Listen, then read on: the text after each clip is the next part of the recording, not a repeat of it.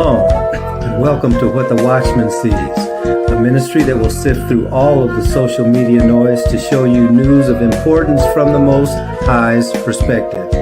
As watchmen, we are here both to warn of dangers and give biblical answers for dwelling in the secret place of the Most High during these times of confusion. Tell your family and friends to like, share, and subscribe as we delve into what Yahweh has for us, the apple of his eye. Let's get to work. Shabbat Shalom.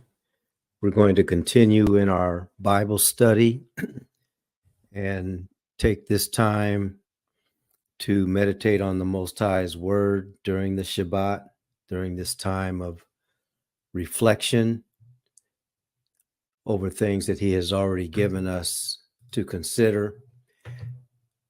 We have been in the book of Romans. We're almost at the end of Romans, but for this Shabbat, we're going to revisit our theme and how it relates to where things are today. So the theme for 2024 is to continue building the sure foundation in the midst of turmoil. Cultivate the relationships with your tribe, and then surround and protect one another. So that theme is the theme for this year, but there are several sub-themes, and one of those we've already talked about, but we're going to talk about it again.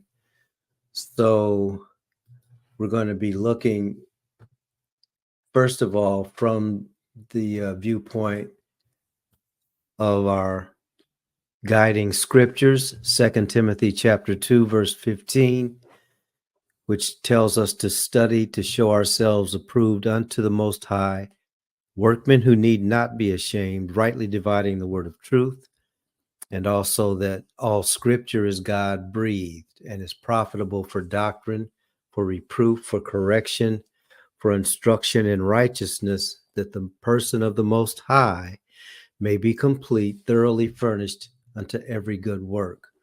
We're going to be spending some time looking at the 91st Psalm, and this will be our probably third time, at least the third time, maybe the fourth time we have been looking at this Psalm, because the Psalm 91 is one of the sub-themes that the Most High has, or maybe not even a sub-theme.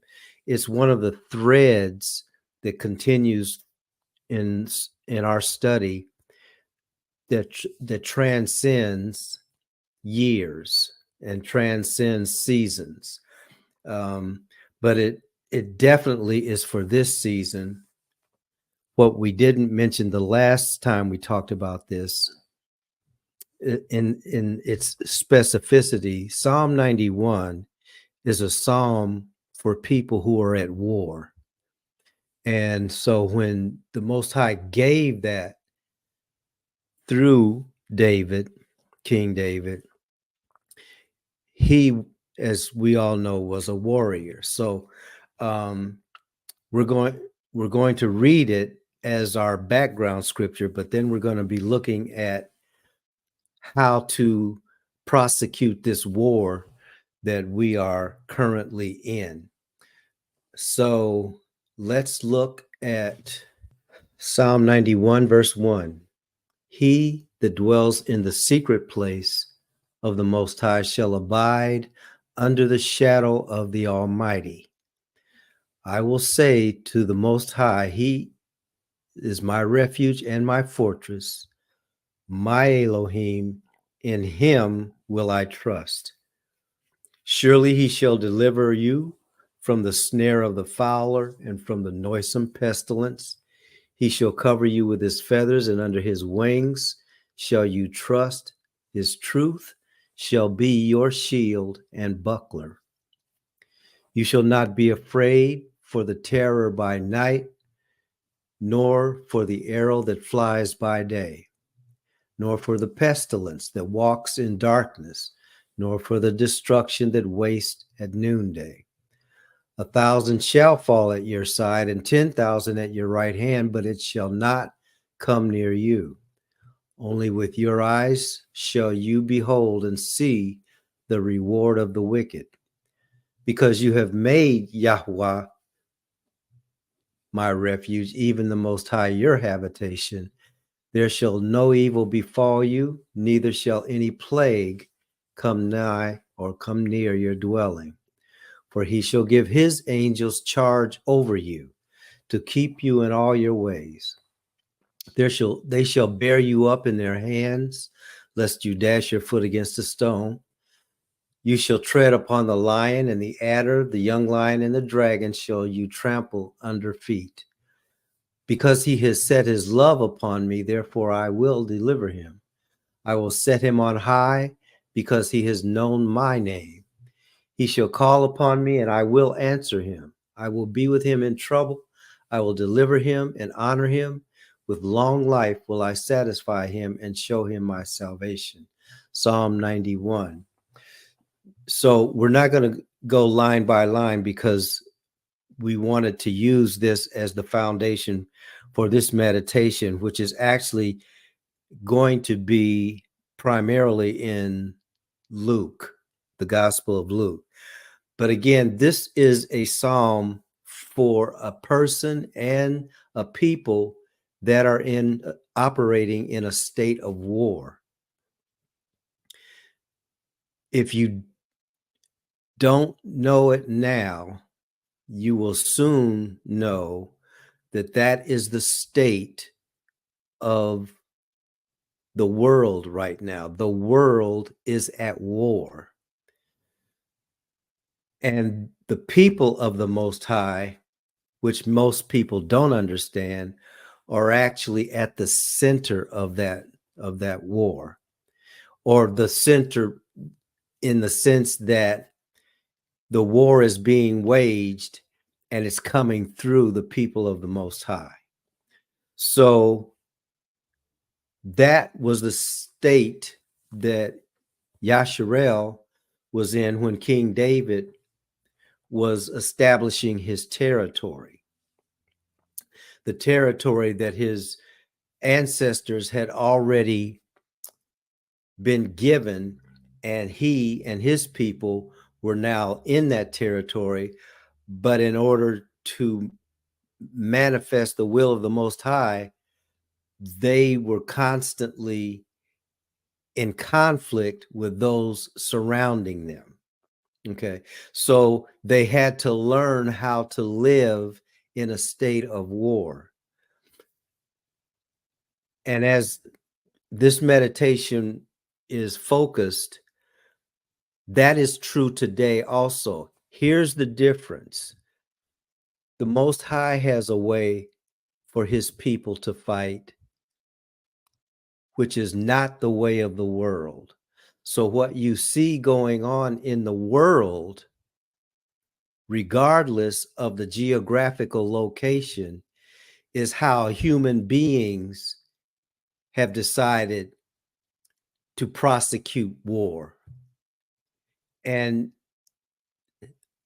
as his people, war is being prosecuted against us. But what we as his people must understand is that we have been in a state of war for 400 years. So it's during that time that the Most High has placed his word before us so that we as his people can know how to fight. And certainly that's the case now too, because those who are waging war against us have no rules. As the saying goes, all is fair in love and war. Whatever gets the job done in war, that is okay. That's how human beings are operating right now. That's not how the people of the Most High are to operate. So that's what our meditation is about. So we start by seeking out, finding, and then dwelling in the secret place of the Most High. Once we're in the secret place, because it's not our place, it's his place. It's a secret place that he has for his people. It's always been there, though. So that's why it's important for us to remember this Psalm 91.